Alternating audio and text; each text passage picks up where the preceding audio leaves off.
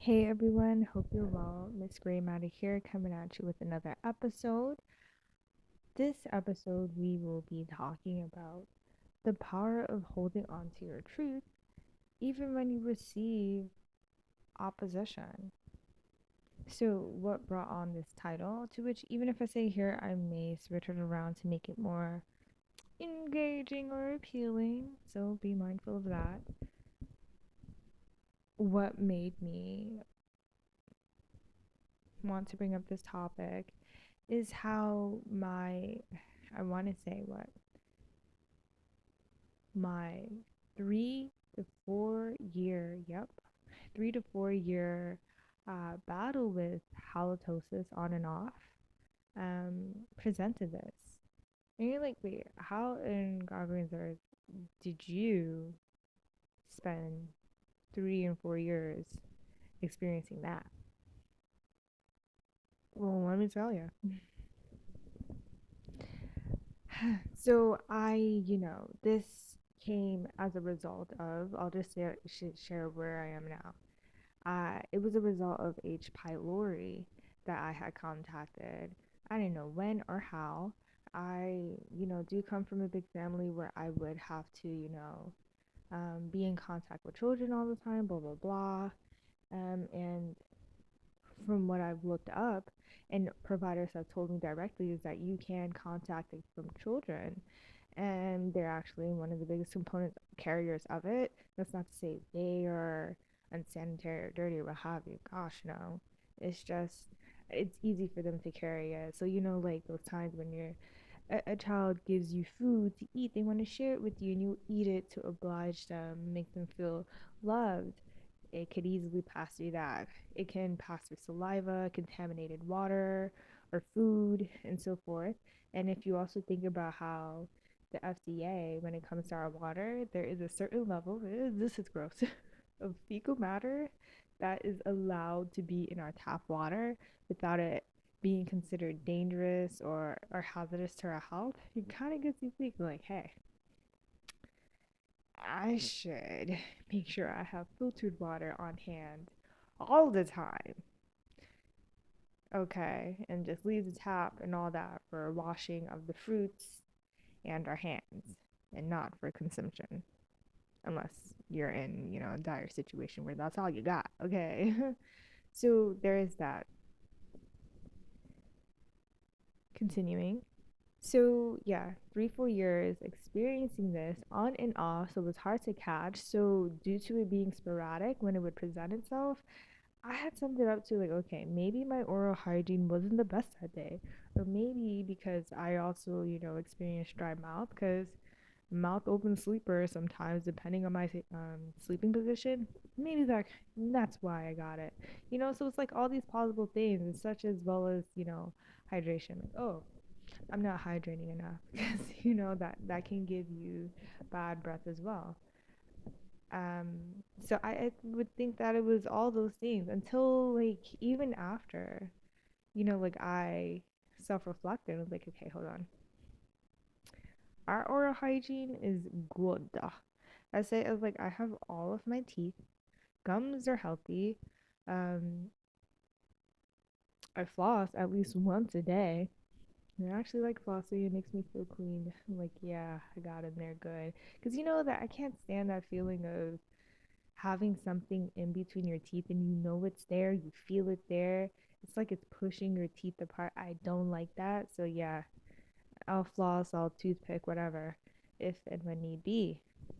So there is that and antibacterial mouthwash. Like I'm sharing all of these things just to let you know it's not because of what I was or not doing on the back end. So I had to rule that out, self assess. And then, I would gauge people's reactions to me um, when it would present itself. I'm like, oh, wait, that is, why are you scooching away? Hold on, why are you putting your finger under your nose? Hold on, what's that? What's all that about? Making me feel self conscious, or that the telltale sign social wise of like, hey, you might want to check that breath quality which is, passing the person a piece of gum. The amount of times I have had that happen was wild.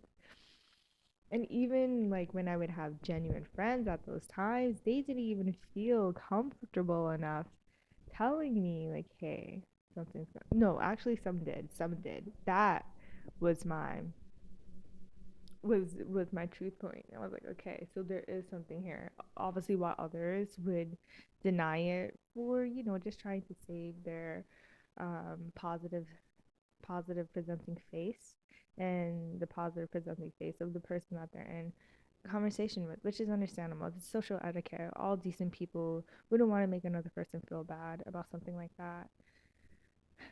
Okay, so there is that. So the assessments I did. So I'm like, okay, you got this. You know what it is. Cool. So what happened? Why did it still take so long? When I would go to providers, medical providers to bring up this issue, first it was my PCP, and they do the whole lie like, hey, I don't smell anything. It's probably because you're holding your breath, huh? No, that's not what it is. So that part. And, so then that would make me go back to square one. I'm like, okay, maybe it's all in my head. Because they would actually say that phrase too verbatim. Like, it's just all in your head. Don't think too much about it. And so, guess what that does? That starts making me doubt myself, even though I did my due diligence and self assessed and got peer reviewed and so forth, who wouldn't like lie to me because it's affecting them too. um, it started making me question myself because, like, if someone is an authority figure in this field where you're trying to get a symptom cured and they're saying they don't see anything, you're gonna start to doubt yourselves, to which I did. And so now I'm here and I am like, okay, maybe I don't know what I'm talking about. And that started making me become anxious. You know what happens when you start getting anxious and you start getting conflicting realities presenting itself towards you? It makes you feel more torn and it deepens that anxiousness and it starts creating an anxiety. And from there, it evolves into it being social anxiety, which is exactly what happened. And listen, I realized that outside of all my trauma, I was a naturally outgoing person. Not too much, okay? Not overly eccentric and all that thing. Just like grounded, outgoing person. Like I can create conversation, etc., etc. But with this, it made me want to just, recoil from like social interactions, wanting to make good friends and expand my social circle as a result. Because I'm like, this is an embarrassing thing to experience. Especially like when you look at me, if one were to see me like clean presenting, smell good, if not with perfume, just like smelling good, non offensive, even with how I dress and so forth, like well kept that. Okay, so you get a visual. And on top of that, good teeth, straight teeth, because baby dental care. Thank you. Um, so all these things, you see a person that looks like that, and then to experience that, like, oh wow, that's coming from you, can't be, couldn't be, but then it is, and it creates this distorted feeling in that person on the receiving end of the halitosis and like what is going on, I don't understand. And resentment would accrue with them, and then I would see that and I'm like, it would be such a daunting social experience to have on a repeated basis that I was like, I'm feeling very jaded, this is very hurting my self-esteem, naturally so. And each time I try to go out for help with PCP, because that was the first point. Um, but let me finish that sentence. Every time I try to go out for help, I am being gaslit, unintentionally so, or by them because they're like, I feel like they quickly dismiss me because of how I present myself and how I look. They say that can't be you. You don't fit the description, which goes to show that they weren't doing their job. uh, So, what did I have to do to help me get here? Wow. Um, since I'm already in the thick of it, I had to, be more adamant in advocating for myself. And even like when they would get dismissive and be like, there's nothing there, blah, blah, blah, I would still have to push and be like, yes, there is. I'm experiencing so and so, and bring up facts of what I would research when it comes to surrounding bad breath and all the components that add to it. So, like tonsils. I had my tonsils in at that time, and I would continuously get strep throat as well. And so I pushed for me to get them removed. And usually a person gets their tonsils removed before the age of 25. And if not, then they're good. Um, so they're like, if you have it up until now, then that means it's okay. It's so dismissive, yeah. So it's like, I was like, no, this is coming out. I want it out. How can we get it out? And so it happened. And baby, it was no more than a 15-minute surgery. And they made it seem like it was going to be some whole day thing, etc., etc. So, like, the complications were going to be fierce afterwards. And I'm like, it was not. Okay, my throat was killing me after. Nothing but soft liquids, intense antibiotics, and numbing medication for my throat for sure. But baby, I'd never had to deal with strep again or getting an intense reaction to dust. Oh my goodness, the way I would react to dust was intense. So there is that. But even getting my tonsil removed, the issue persisted. So I was like, okay, it's not the tonsils, even though it helped me health wise, it's something else. And that's when it became me understanding that it was, in fact, H. pylori because I went to a gastro PCP rather than an ENT to get my tonsils removed. So I had to go to specialists. I had to go up the chain. Um, and to them, they did the whole dismissive demeanor again, such as, oh, you don't have anything, blah, blah, blah, da, da, da. Let's go ahead. And look, listen, this doctor, they even said, let's go ahead and call your family member. Babes. Okay. So called my family, my brother, and she tried, it was the lady doctor, she tried to get my brother to um coincide with her notion that I was just, overreacting, being dramatic. And when she said that, like, would you agree? He fell silent. Love him, love him, love him. He fell silent, completely silent. And when he finally answered, his was pretty much like, no, I don't think that's the case. And she looked embarrassed. And so, and when I think about that, I'm like, yo, why did I even let her? But I'm like, that was also very a good task for my brother to see, like, yeah, he really will have my back, push comes to shove. And I was very, very grateful for that.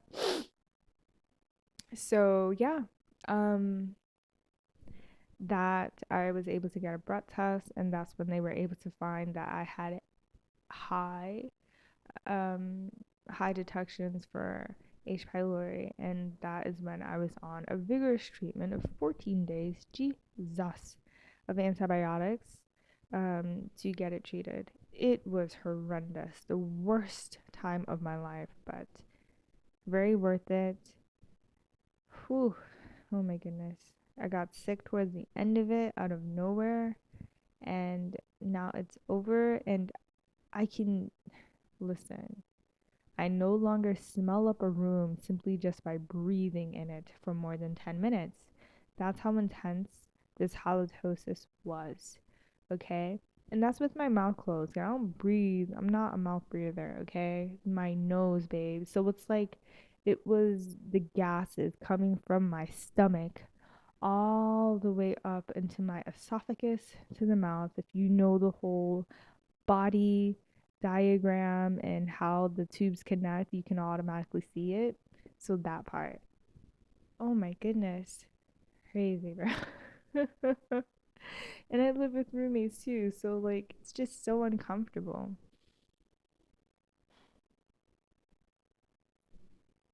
So yeah. So that part. But this year I was so determined to make it my last year. Well, 2024 was going to be my last year ever dealing with it. And I stuck true to that. And now look at us. It is at the start of 2025. And I am relieved of this burden, this social setback. And now I feel very comfortable and confident going out into my next college semester, engaging with people, creating a network, and all that stuff without a mask. Because, baby, I even had to double up on masks just to prevent, just offending people. And again, people would look at me like, why are you doing that for? I don't think you have, CV-19. And I'm like, yeah, but it's just because of my health reasons, health concerns, and they would leave it at that. Thankfully, being respectful. But here's the thing: it would even slip out after a while from the mask, which was that just shows how intense it was and uncomfortable, very embarrassing. Um, yeah. So I shared all that to say, had I not been persistent, ever so persistent in pushing my lived truth that wasn't rooted in ego or pride, but because I have done the due diligence of research and enduring, unfortunately, more than was necessary, I would have still been starting 2025 with this issue. And how many years of my life would I have been waiting to just, for this to be over because professionals are telling me that there's nothing there when there clearly something is. And, I feel like someone who isn't that strong minded would give into that because it's like, well, this is a person who's an authority figure and they're saying that there's nothing there. That must mean that there isn't. And I feel like my experience is symbolic in how, like, even with the way the world is today, apologize for all my stuttering, where people, and I'm so thankful because, like, we as a society, we always have been with it like this, whereas, like, we are skeptical of what's been shown on the news and media, but more so, we're able to show this in real time how we are not going to just accept the initially presented truth without doing our own investigation to make sure we're getting told the full truth. I love that. I love that for us.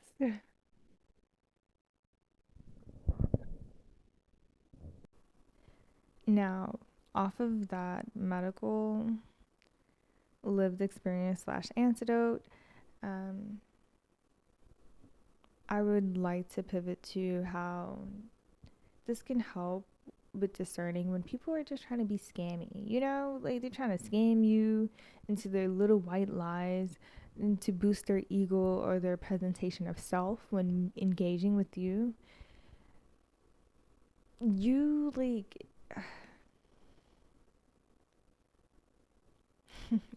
pause because so many experiences split into mine. Unfortunately, with other heterosexual men that would try to be like, oh, well, I am a football player for the UK. I'm like, oh, really? Where at? Because I went to the UK before, and I'd specifically share a specific part where I truly did go to. And then that's when they would smirk, do that sideward smirk, because they know they got caught. And yeah, they just shut up real quick and stop it. And to see that more down south more than anything, I don't understand why people feel the need to put on these layers of who they are not in order to impress people, because it's like you weren't going to get a bite anyway if you catch my drift. In other regards, I would say holding on to your truth is important if you are in a situation where a group of people is trying to create a truth that exists in a vacuum. We all know that that is a toxic thing to do. And I truly do mean the definition of toxic. Like, that is a manipulative situation to be in, the receiving end of. Or overall, man, like, don't be doing that. Very low grade behavior. And if one was one that was easily moved, especially if those people that are trying to create the truth in a vacuum narrative are in positions of perceived power or authority, they would give in and be like, oh, okay, well, since it's someone like this of this standing, not just one, but many that are saying this, that must mean it's true. And I have unfortunately encountered this, as I'm sure others have as well. Unfortunately so, because this is the type of society that we live in. And one would say it's human nature for those to try and deceive others. Small-minded people do this. To deceive others for a malicious personal gain.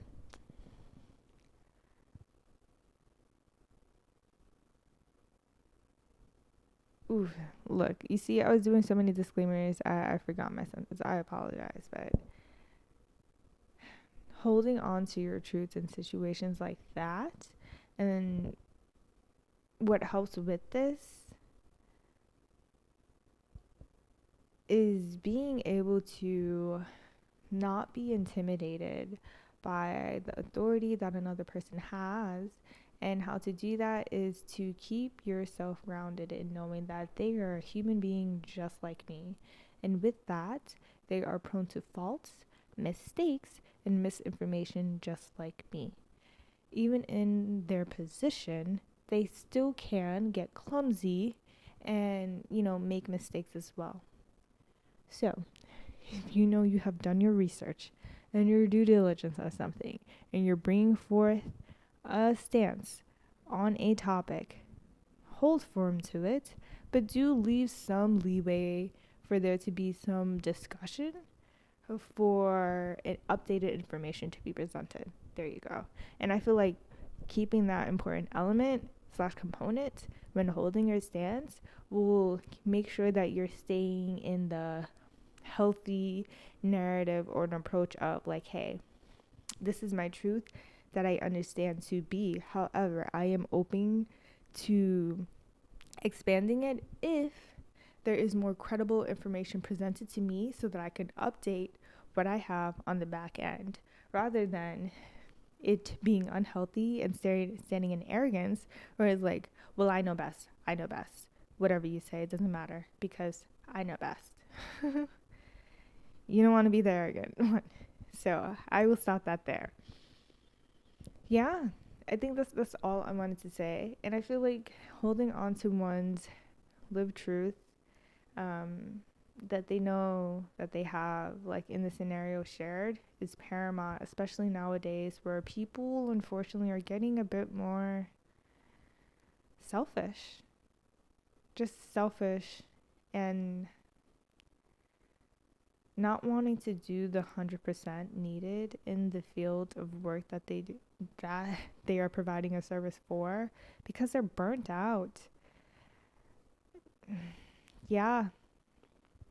So, you kind of have to stand your ground in order to make sure that you're getting the intention and quality of care that you deserve to get and receive for you, your loved ones, and those around you. All right. Well, I hope this is inspiring for anyone who may be going through any medical issues at this time. I feel like in the future, I'll make another type of video that's more pointed and targeted towards like halitosis, bad breath, and what to watch out for, and tips on how to resolve it. Because I feel like this is a quiet killer that many of us experience, but are just too embarrassed slash mortified to receive help on because of how we would be perceived. Yeah. So with that said, I hope you all starting off the new year on a good foot. and that, you understand that your story matters. Miss Gray Matter out. Till next time.